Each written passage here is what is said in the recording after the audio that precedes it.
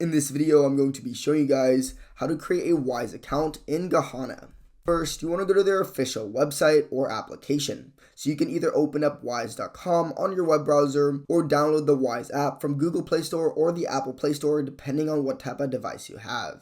Then you want to choose the option to sign up or register and use your real email address. You can also sign up with Google or Apple if you are allowed to. Then you want to create your account and then choose Ghana.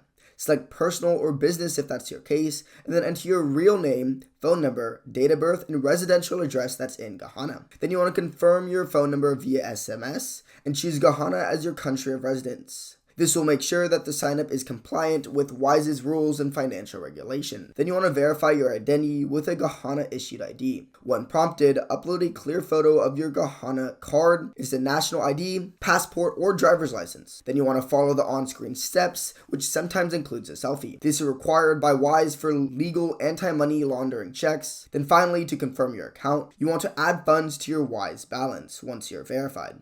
This usually is at least 20 GBP or equivalent using your local bank or card. Then follow any prompts to confirm your first top-up. After that, you can generate local currencies, details like USD, EUR, or GBP, and start sending or receiving money.